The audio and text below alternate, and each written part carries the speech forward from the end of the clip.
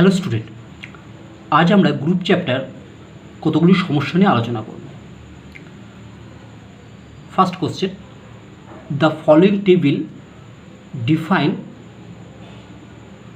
A binary composition star on the set S A B C. একটা table দিয়ে দেওয়া আছে, ঠিক আছে। তাহলে দেখাতে বলেছে examine if a star is a group. তাহলে বলছে যে একটা বাইনারি কম্পোজিশন স্টার দেওয়া আছে, একটা টেবিল দেওয়া আছে, তাহলে কি এ স্টার ইজ এ গ্রুপ হবে সেটা দেখাতে বলেছে। দেখো ক্লিয়ারলি গ্রুপটা থেকে আমরা বুঝতে পারছি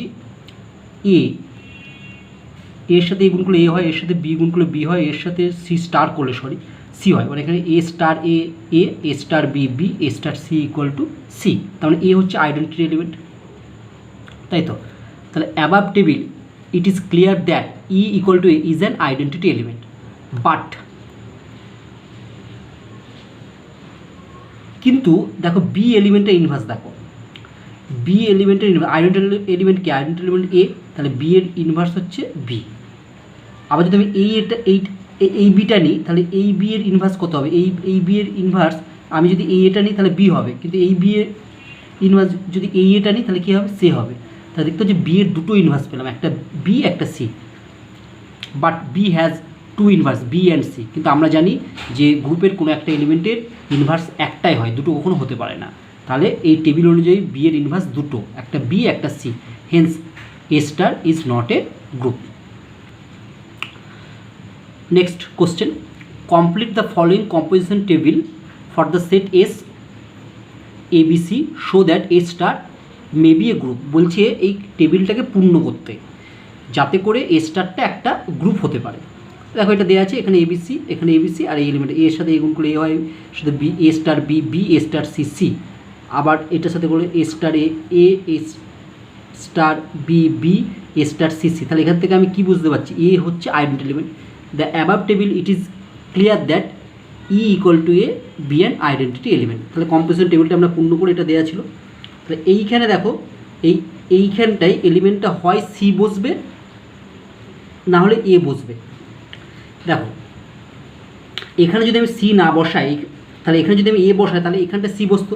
এখানে যদি সি বসতো তাহলে একই কলমে দুটো সি হতো, তাহলে একই কলমে দুটো সি হলে সেটা গ্রুপ ফর্ম হতে পারে না, ঠিক আছে। তার জন্য আমি এইখানটায় সি বসাবো আর এখানটা এ বসাবো। তাহলে এখানে বসিয়েছি সি, এখানে এ। তাহলে এখানে যখন সি আর এ বসে গেছে, তাহলে এখানে সি ছিল, তাহলে এখানটায় এ বসবে, এখানটায় বি বসবে। তাহলে so that a star is a group. তাহলে আমার এ স্টার একটা গ্রুপ ফর্ম হয়ে গেল।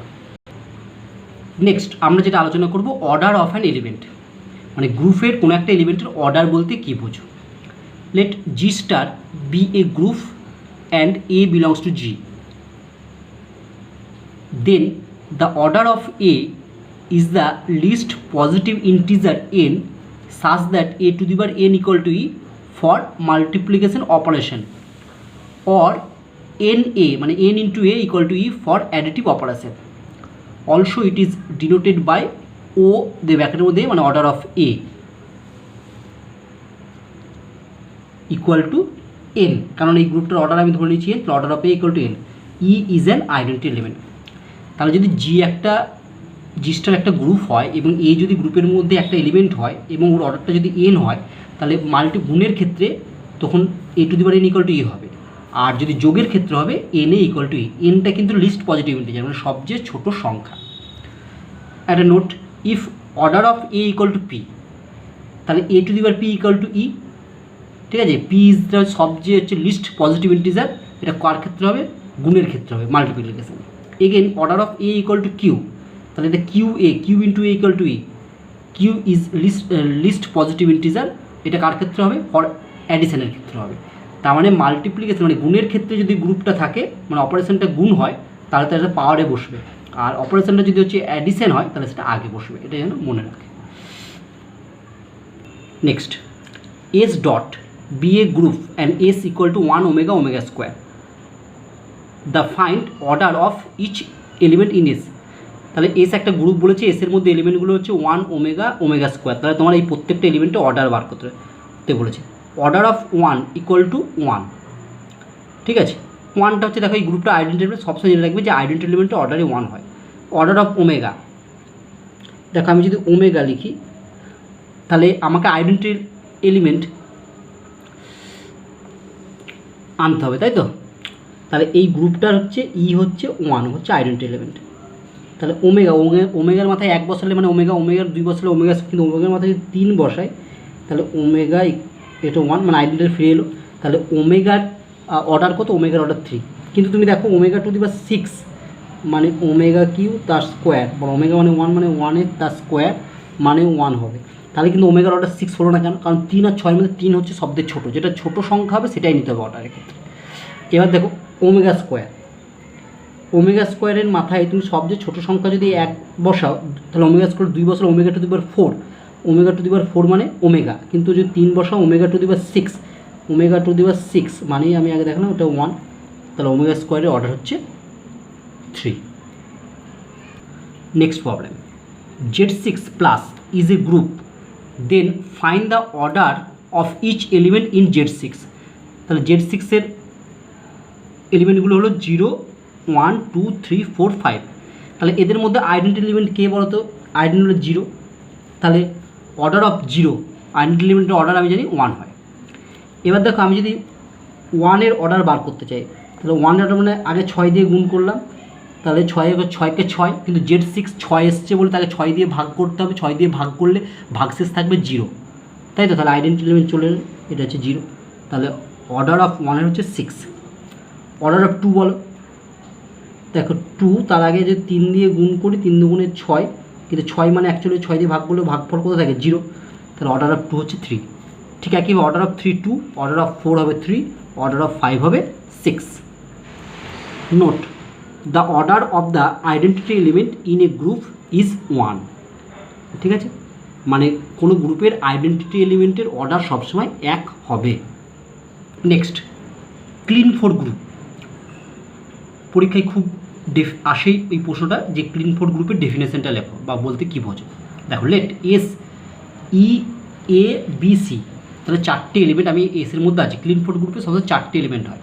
অ্যান্ড এটা composition be the binary composition, মানে এই ছোটো একটা জিরোর মতো লিখেছি, এটাকে বলছে বাইনারি কম্পোজিশন।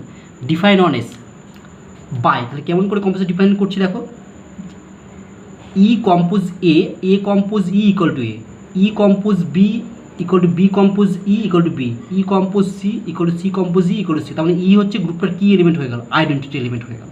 ঠিক আছে, এই তিনটা হতে হবে। আবার ডিফাইন করছি e compose e, a compose a, b compose b, c compose c, তার মানে হবে ই। তার মানে গ্রুপ ই এর ইনভার্স হচ্ছে ই, এর ইনভার্স এ, বি এর ইনভার্স বি, সি এর ইনভার্স সি। তাহলে ই আইডেন্টিটি এলিমেন্ট এসছে। তাহলে এটা আরেকটা ডিফাইন করছে এ কম্পোজ বি আর বি কম্পোজ এ, তাহলে এ বি বাদে আর ই বাদে যেটা পড়েছে সেটা হবে সি।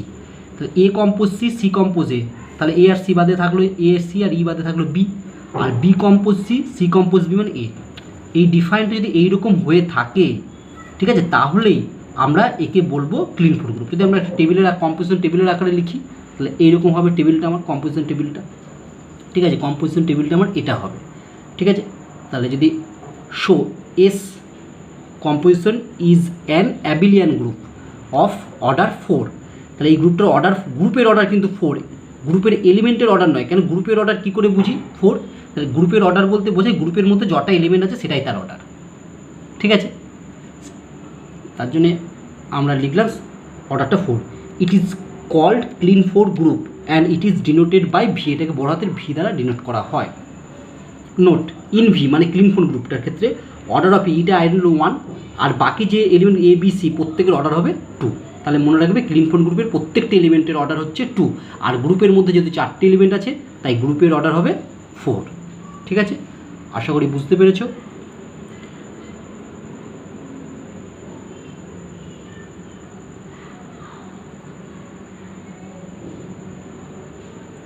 ঠিক আছে, আজকে এই অবধি থাকলো।